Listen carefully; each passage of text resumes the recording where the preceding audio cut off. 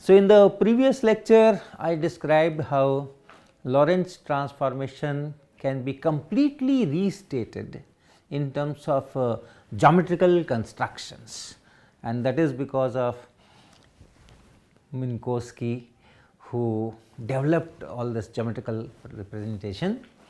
And the recipe is very simple. If you have frame S, and in that frame S, for that frame S you draw two lines perpendicular to each other, call this as x axis and this as CT axis. And any point on this diagram corresponds to an event which occurs at a certain point on the x axis and at a certain time. So, if this is that representative point P, what do you do? You draw a line parallel to the CT axis and then you reach here, this point, and then draw a line parallel to the x axis like this, and you reach here. This is x, this is x. So, this is the place. Once you get the x, you know, okay, at this point of the x axis the event has occurred. And when did it occur? So, this is CT. So, once you know this is CT, then you know that okay, the event occurred at that particular instant. So, you know the location and you know the time. So, the event is described in S frame by this point P. What if I look at this event from frame S prime, which moves with respect to S with a velocity v in positive x direction and so. So, if you are in S prime frame, the same event which has coordinates x and t or x and CT, the corresponding coordinates will be x prime and CT prime. So, what we want to know is, in S prime frame, where did the event occur and when did the event occur, and how do I get this x prime and t prime from x and t? One way is Lorentz transformation, we had been doing that, but now forget Lorentz transformation, come here. The first thing is, once you have the S prime frame, you know the velocity of this frame with respect to S, and therefore, the v velocity v is known. So, calculate this angle theta, tan theta is equal to v by c, and once you get this theta, draw a line, call it x prime line, and this angle is theta, and draw another line with the same angle from this CT axis, and this is that line, this angle is also theta, and this is CT prime, this line is CT prime line. So, now you have oblique axis for S prime, you have oblique axis here, and what you, if you want to know what is x prime, what is t prime, what you do, your axes are now oblique. So, same story, from this point P, from the same point P, you draw a line parallel to this CT axis. So, the line will be like this,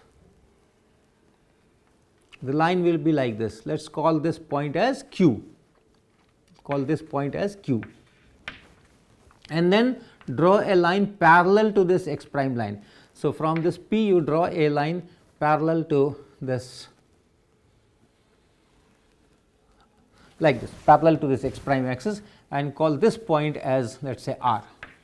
So, this OQ, this you have to measure, and x prime will be equal to OQ. Normally, I will say that okay, these are my axes, so this is x prime and this is CT prime, but on this line, yes, in this diagram, yes, this is x prime and this is CT prime, but actual x prime is this multiplied by square root 1 minus beta square by 1 plus beta square, and CT prime is equal to this OR and multiplied by the same factor 1 minus beta square by 1 plus beta square. And what is beta? This is beta. So, draw these two lines, measure this OQ and multiply that OQ by this factor square root 1 minus beta square 1 plus beta square, beta is V by C. So, you know what is x prime, and similarly measure this OR and then multiply that OR, that length OR, by this square root of 1 minus beta square by 1 plus beta square, and you get CT prime. So, from this geometrical construction you know x prime t prime once you know x and t. So, that is the thing which we discussed. And if you go parallel to x prime line, suppose you have an event here represented by this, and this is parallel. So, you are going parallel to the x prime axis. So, then x prime will change, but this t prime will not change, because from here you have to draw a line parallel to x prime. So, the same line will be there, same line will be there. From here you draw a line parallel to x prime, the same line will be there. So, all these events have same t prime, they are simultaneous in s prime. The events represented by points like this, like this, like this, like this. If you draw this line which is parallel to x prime line, then all points on this line represent events which are simultaneous. Similarly, this point, this point, this point, this point, there is an event corresponding to this, there is an event corresponding to this, there is an event corresponding to this, and so on. For all these events, once you draw a line parallel to CT prime, they will all come to this Q only. So, all these events are occurring at same x prime. In S prime frame, they are occurring at the same point. So, these are the things which we discussed. And another thing you can just see that since our frames always have velocity less than c, so that means this beta is always less than 1, and therefore, this theta is always less than pi by 4 or 45 degrees. So, this is one frame with certain velocity v. If you go to yet another frame with larger speed, larger velocity, larger value of v, what will happen? This theta will increase, and for that frame you will have your x prime line somewhere here, and then equally you have to incline this also by equal angle. So, it is like this. So, this will be CT prime, this will be x prime, they are converging like that. If you increase the speed still higher, your x prime will be, for that new frame, your x prime will be like this and your CT prime will be like this, and so on. But this line, x prime line, will never reach 45 degrees and will never cross 45 degrees, and the CT prime, if you measure from the CT axis clockwise, this also will not reach 45 degrees, because this angle and this angle are same. So, that also you keep in mind. Now, let us derive some things which we derive from Lorentz transformations. Relativity of simultaneity. Two events which are simultaneous in one frame occurring at different points are not simultaneous in other frame. We discussed that. So, if you have two events, say E1, E2, which occur at the same time in S frame, from S prime frame, they are not occurring simultaneously, one precedes the other. So, how do I see here? Suppose I have a S frame represented by this x and this CT, and then S prime frame represented by this x prime and this CT prime. This angle is theta, this angle is theta, tan theta is V by C. And then let us say there are two events. Suppose you have two events and both these events occur at the same time, they are simultaneous in S. So, T is same, x is different, but T is same. So, if one event is represented by this point, another event is represented by a point like this. This is P1 and this is P2. So, in S frame, how do I get t? You just draw a line parallel to x axis, and then it meets here. So, this is the time of event P1. And what is the time of P2? Once again from P2 you draw a line parallel to x axis, it is the same line, it will cut at the same point. So, same t. So, they are simultaneous in S frame. What are their time in S prime frame? For this event, what is t prime? How do I get t prime? To get t prime, I have to draw a line parallel to this x prime axis. So, in S prime, how do I get time for this? Time for this, t prime for this, you have to draw parallel to this from here. So, you draw a line which is parallel to this, and it meets the Ct prime axis here, this length, this is O, and this is let us say some q1. So, OQ1, Ct prime is equal to OQ1 and multiplied by square root 1 minus beta square 1 plus beta square, that is Ct prime, and this is for the first event. For the second event, for this event represented by this point, once again draw a line parallel to x prime axis. So, from here when you draw a line parallel to x prime axis, it goes like this and it meets somewhere here another point O, another point Q2. Both these lines are parallel to x prime axis. So, Ct2 prime will be this OQ2 and multiplied by square root 1 minus beta square by 1 plus beta square. So, since OQ1 is different from OQ2, these events are not simultaneous in S prime, T1 prime is not equal to T2 prime. Events which are simultaneous in one frame, they are not simultaneous in another frame. You can draw events which are simultaneous in S prime in the same diagram. How do I do that? This is x, this is Ct, this is x prime, and this is Ct prime, and then you have points, 2 points, 2 events which are simultaneous in S prime. So, one point is here and another point is here, okay, P1 here and P2 here, and this line P1 P2 is parallel to this x prime axis. So, if you are moving parallel to x prime axis, t prime does not change, just like in our normal xy plane, if you are moving parallel to x axis, your y does not change. Similarly, if you are moving parallel to x prime, your t prime does not change. So, these two events are simultaneous in S prime. So, t prime for this event is same as t prime for this event. What about time in frame S? For this, if you want to find time in frame S, you will just draw a line parallel to this x axis and that will be like this.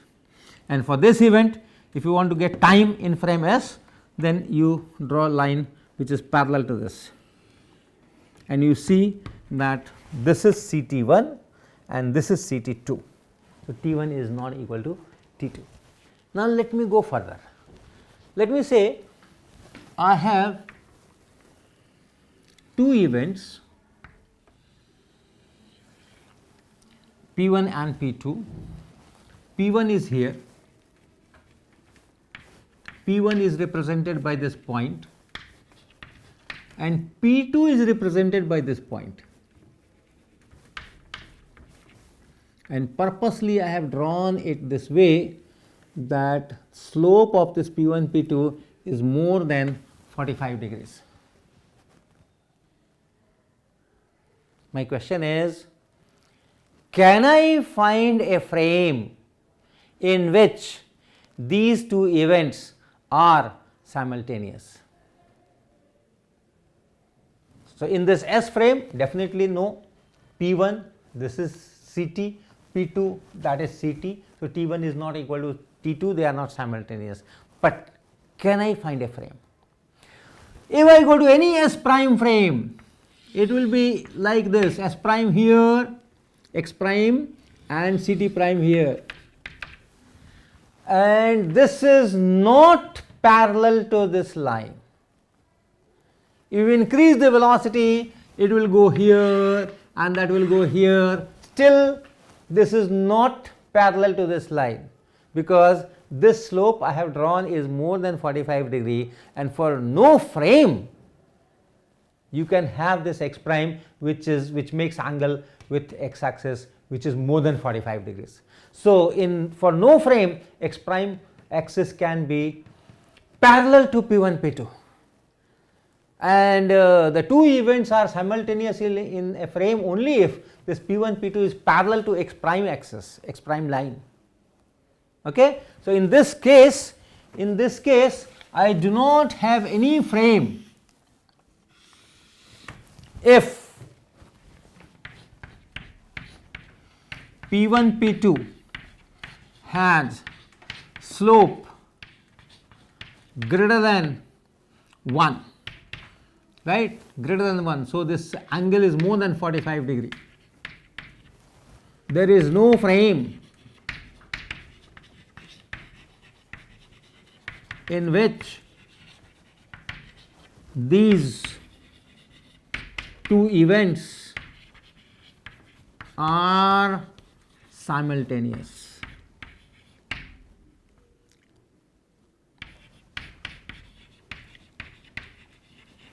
So, always T1 is not equal to T2 for all frame, not only for S.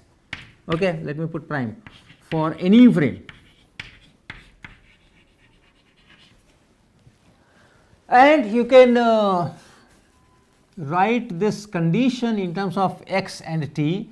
For this, if you draw a line parallel to the CT axis and parallel to this x axis, then this is more than 45 degrees, means this length is more than this length. And how much is this length? This is c times T2 minus T1. And how much is this length? This is x2 minus x1. Alright, simple. You draw a line here, this is x1. You draw a line here, this is x2. So, this is x2 minus x1. You draw a line here, this will be CT1. You draw a line here, this will be CT2. So, that is this. And for this condition is c times T2 minus T1 is greater than x2 minus x1. So, if you have two events in any frame, if you find in any one frame, you find that c into T2 minus T1 is greater than x2 minus x1, then those two cannot be simultaneous in any frame. So, there is one result. Such events, pair of events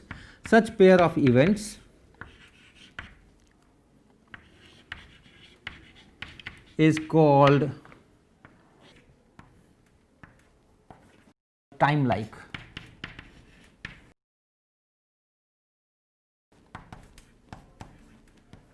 Okay. Is there a frame in which the two events are occurring at the same position?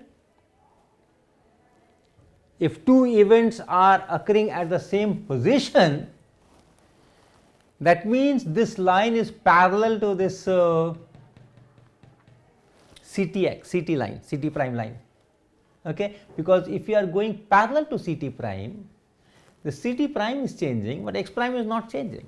So, x prime for this will be same if this line is parallel to CT prime, and that is always possible, because if this is greater than 45 degrees, this is less than 45 degrees.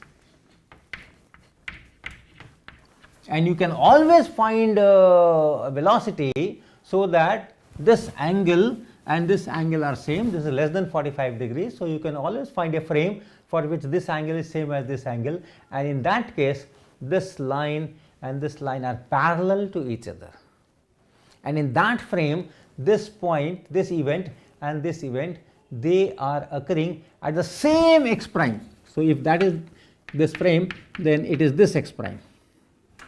Okay, you extend this line, it is this x prime, this length, multiplied by this factor, of course. So, at that x prime this event is occurring, at that x prime this event is occurring at different time. So, your space coordinate can collapse, time coordinates cannot. So, that is known as time lag. We will go further and derive the time dilation thing. Okay. So, let me erase this, make space and then do that. So, this frame that we have drawn here, x prime frame, S prime, and this P1, P2 is parallel to the CT prime line.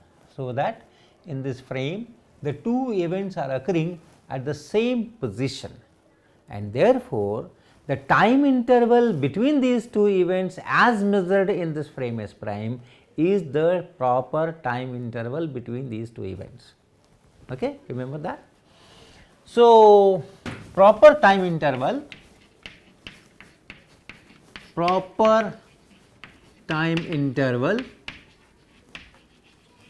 between the two events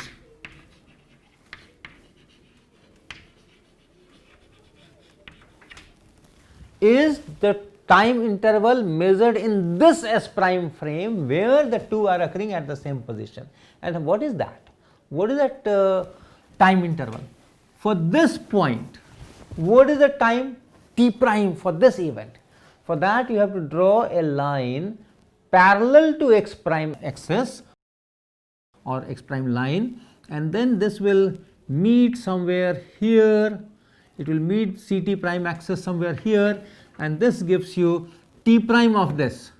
Similarly, to get t prime of this, from here you will draw a line parallel to x prime axis, and that will be like this, and that will meet here, and this will give you CT prime for this event. This gives you CT prime for this event, and therefore, this interval, this distance, this separation gives you the time interval CT2 prime minus CT1 prime. But remember, don't forget to multiply it by that scale factor.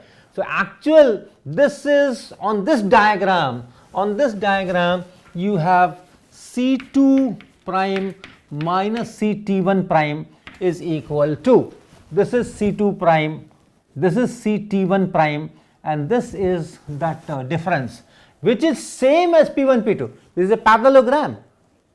P1 P2 is parallel to this is parallel to that. So, this separation is same as P1 P2. So, it is P1 P2, but that is on the this Minkowski diagram, and if you want the time in seconds, this has to be multiplied by 1 minus beta square by 1 plus beta square. So, that is the time interval. So, T2 prime minus T1 prime is equal to P1 P2 divided by C, and then 1 minus beta square, 1 plus beta square here, square root there. That is the proper time interval. And then what is the time interval in frame S? In frame S, this is x, this is CT. So, what is the time in frame S for this event? You draw a line parallel to x axis, and then you get a point somewhere here. This is your time for this event as measured in S frame. I am going parallel to x axis, this x axis. So, I am getting this. This is my CT1, this is my CT1, right? This is CT1, and similarly for P2 you draw a line which is parallel to x axis, and then you reach here, and this is your CT2. This is CT1, this is CT2, and this difference is CT2 minus CT1, and no scale factor, no square root 1 minus beta square. This is S frame, and this length is same as this length here. This length is same as this length here. This is CT2 minus CT1. So, C times T2 and minus C times T1 is equal to this length here, and this length is P1 P2 into cos theta. This angle is theta. Okay, this angle is theta. This angle is theta. This is theta here. This is theta here, and it is the same angle. This line is parallel to this line. This line is parallel to this line. So you have that same theta here, and it is cos theta. P1 P2 into cos theta. So it is P1 P2 into cos theta. So T2 minus T1, remember this improper time interval, this is improper time interval,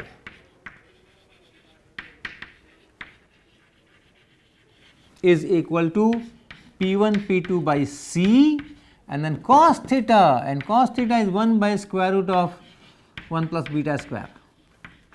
We have done it several times. Tan theta is beta, and therefore cos theta is 1 by square root 1 plus beta square.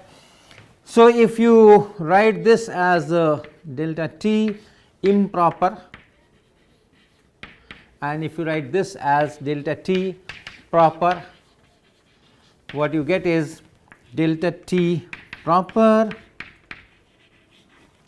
is equal to, or let me divide it, this is P1 P2 C, P1 P2 C, and this lower part, okay, this part P1 P2 by C, and then divided by square root of 1 plus beta square, that is here, that is T2 minus T1. For this I can write T2 minus T1. So it is delta t, T2 minus T1 is delta t improper, and then multiplied by this factor square root of 1 minus beta square. That means delta t improper and multiplied by square root of 1 minus b square by c square. Proper time interval is the smallest time interval between two events in measured across all frames, and that factor by which it is smaller is square root 1 minus b square by c square. That is the time dilation formula we derived from Lorentz transformation. So the same equation you can get using all the geometrical representations. Similarly, you can derive equation for length contraction, whatever you have done with Lorentz transformation using algebra, t is equal to t prime is equal to t minus x b by c square, etc., etc. Everything you can do with this recipe. So that is the strength of this Minkowski diagram.